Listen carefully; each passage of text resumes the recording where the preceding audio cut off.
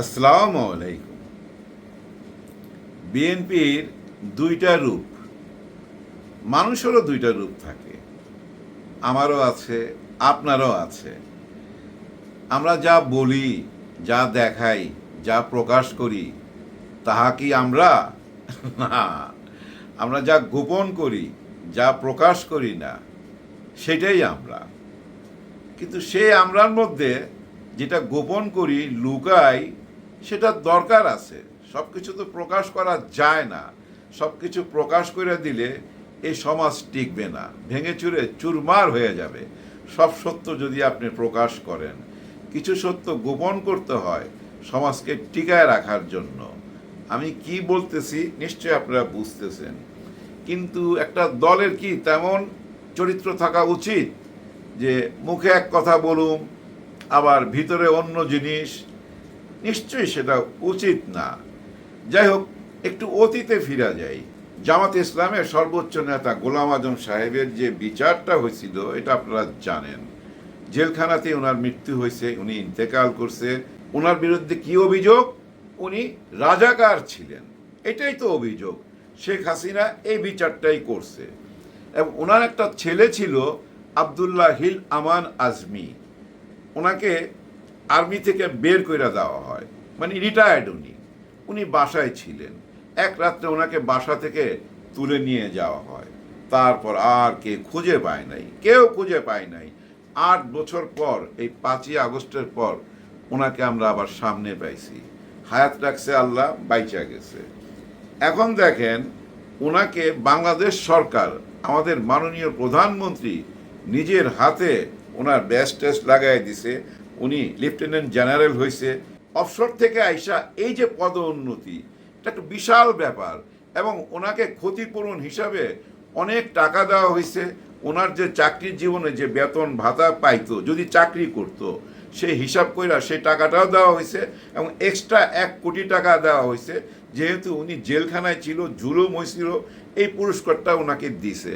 এতে তো নিশ্চয়ই আমরা একটা জিনিস বুঝতে পারতেছি, আমাদের ভিতরে আর কোনো বৈষম্য নাই। কে রাজাকার, কে আলবদর, কে মুক্তিযোদ্ধার পক্ষে বিপক্ষে, এটা তো আর থাকা উচিত না। এই বার্তাটাই তো সবার কাছে যাওয়া উচিত, তাই না? আমাদের ফজলুর রহমান সাহেব, অ্যাডভোকেট ফজলুর রহমান সাহেব নিশ্চয়ই খবরটা পাইছে। উনি কি এটা মাইনা নিতে পারবে? না, উনি এটা মাইনা নিতে পারবে না।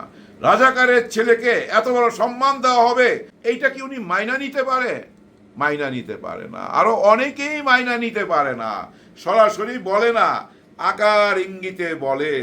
দেখেন আমাদের আইনমন্ত্রী সাহেব, দেখেন উনি প্রধানমন্ত্রীর সামনেই বক্তব্য দিতে যায় বলতেছে বাংলাদেশে মৌলবাদী উত্থান হয়েছে।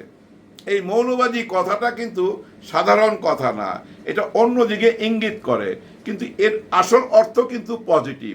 মৌলবাদী মানে আপনি মনে প্রাণে এই ধর্মটাকে বিশ্বাস করেন, যার জন্য আপনাকে মৌলবাদী বলা হয়। সেটা যে কোনো ধর্মের লোক মৌলবাদী হইতে পারে। একজন সনাতনী ধর্মের ভাই বোন যদি ওনার ধর্মকে খুব বেশি ভালোবাসে, মনে প্রাণে লালন করে, তাহলে উনি মৌলবাদী। হিন্দু মৌলবাদী, এভাবে খ্রিস্টান মৌলবাদী হইতে পারে, মুসলিম মৌলবাদী হইতে পারে। কিন্তু উনি কিন্তু ইঙ্গিত করতেছে ওই যে রাজাকারের দল।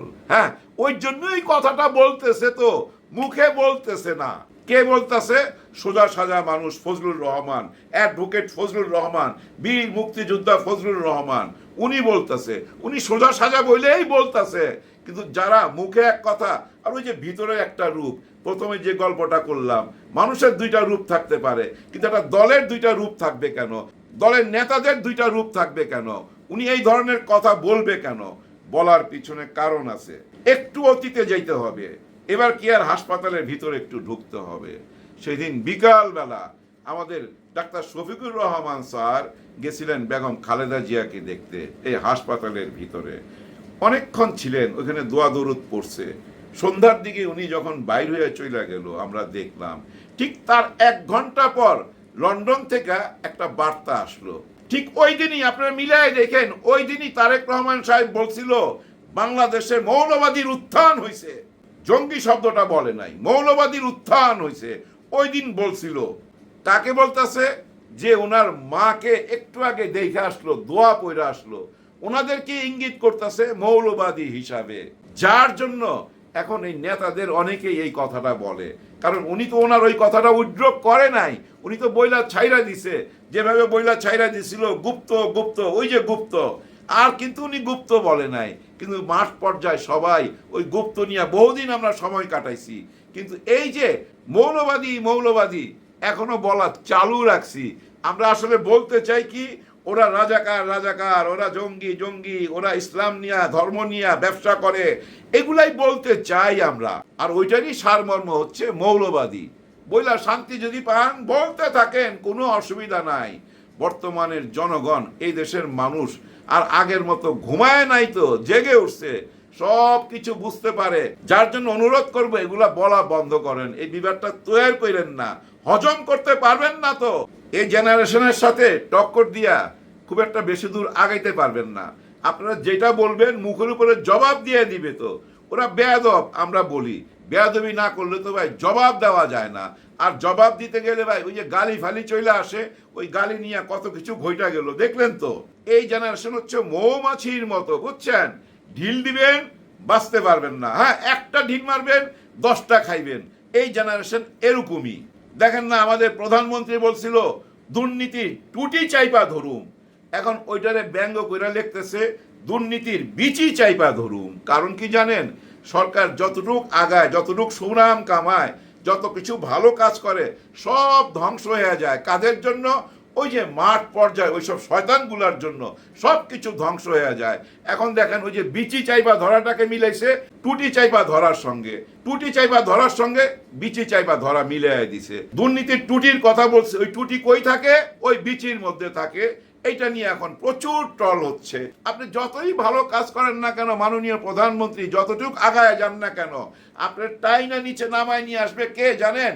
বিরোধী দল না, আপনার দলের লোক। আপনার দলের লোকের কারণেই আপনি আগাইতে পারবেন না। আমার এই ছোট্ট কথাটা আপনারা নোট করে রাখেন সবাই। আপনারা কোন কথা কখন বলেন, কেন বলেন, কি উদ্দেশ্যে বলেন, আমরা তো বুঝি। যেমন আমাদের মাননীয় স্বরাষ্ট্রমন্ত্রী সাহেব আজকে বলতেছিল made in India. K? Awami League, Sheikh Hasina. Made in India, made in ইন্ডিয়ার আর কোনো জায়গা হবে না বাংলাদেশে। আর কাদের হবে না? মেড ইন পাকিস্তানের, তাদের কোনো জায়গা হবে না। এই দেশের জায়গা হবে কাদের? জাতীয়তাবাদী দলের জায়গা হবে, ওই বিএনপির জায়গা হবে, আর কারো জায়গা হবে না। এখন দেখেন উনি যে মেড ইন ইন্ডিয়া বললো শেখ হাসিনা বা আওয়ামী লীগকে, এখন মানুষ বলতেছে ও ঠাকুর ঘরে কে রে কলা খাই না। কারণ উনাকে সবাই মেড ইন ইন্ডিয়া বলছে না, Shillong Shillong made in India. যার জন্য এখন উনি মেড ইন ইন্ডিয়া বলতেছে আওয়ামী লীগ আর হাসিনাকে। তার মানে আমি বাংলাদেশি, আমি মেড ইন বাংলাদেশ, এইটাই তো বুঝাইতে চাইছে। এইটা নিয়েও ট্রল হচ্ছে, মানুষ এইটাও বিশ্বাস করতে চাচ্ছে না। কেন বিশ্বাস করবে? আপনি তো বলছিলেন মাদকের টুটি চাইপা ধরবেন, আবার সেই টুটির জান থাকে কোথায়? বিচির মধ্যে। এটা মাথায় রাখেন। এখন এই বিচি চাইপা যে ধরবে না, সরি টুটি চাইপা যে ধরবে দুর্নীতির আর ওই মাদকের, ওই মাদকটা কই থেকে আসে? এই কক্সবাজার যেদিন মাদক মুক্ত হবে সেদিন বুঝবেন বাংলাদেশ মাদক মুক্ত হয়ে গেছে। এটা আমি অ্যাডভান্স বলে রাখলাম আপনাদেরকে। আপনারা খালি ফলো করবেন, সারা দেশের দিকে তাকাইবার দরকার নাই, ওই কক্সবাজারের দিকে তাকায় থাকবেন। ওই কক্সবাজার মানেই কিন্তু সালাউদ্দিন আহমেদ স্বরাষ্ট্রমন্ত্রী। উনি যখন এই কক্সবাজারকে মাদক মুক্ত করতে পারবে, আমরা বোঝানো সারা বাংলাদেশ হবে।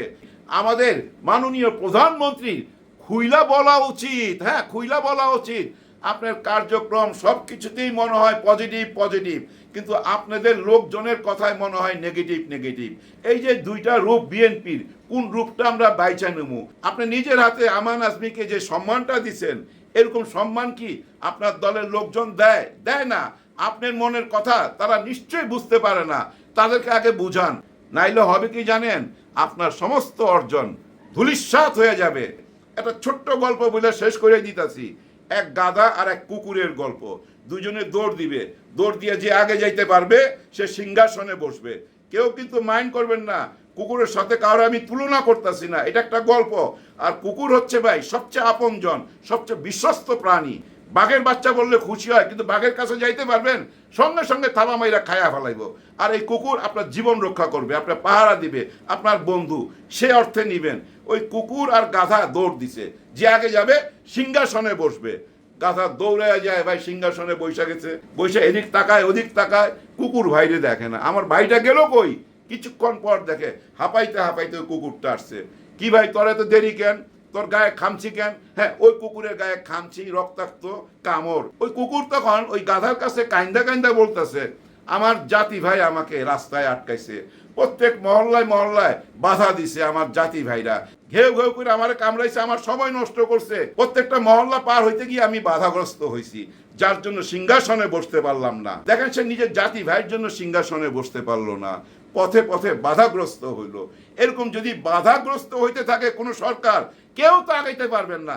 এই সরকার ওই সরকার, যে সরকারই আসুক না কেন, তার দলের লোক যদি, তার নিজের লোক যদি তাকে বাধাগ্রস্ত করে, সে কি আগাইতে পারবে? জীবনও আগাইতে পারবে না। যাই হোক, বুঝাইতে গিয়ে অনেক রকম কথা বললাম, কেউ কিছু মনে নেবেন না, ক্ষমার চোখে দেখবেন। বিদায়ের আগে শুধু এইটুকুই বলবো, জুলাই চলতেছে, 5ই আগস্টের আগ পর্যন্ত আমরা অপেক্ষায় থাকবো। 70 ভাগ ভোট নিয়ে আমরা এখনো অপেক্ষায় আছি। আর আপনারা 51 ভাগ ভোট নিয়ে সংসদে চলে গেছেন, সিংহাসনে বৈশা গেছেন, দেশ চালাইতেছেন। 70 ভাগ ভোটের অধিকার কই? সেটা কি আপোষ হবে? নিশ্চয়ই আপোষ হবে না। বিরোধী দল যদি সেই অধিকার আদায় করে না দিতে পারে, বিরোধী দলের রাজনীতি ধ্বংস হয়ে যাবে ভাই। এইটা মাথায় রাখেন। সবার জন্য সবাই দোয়া করেন। আল্লাহ হাফেজ।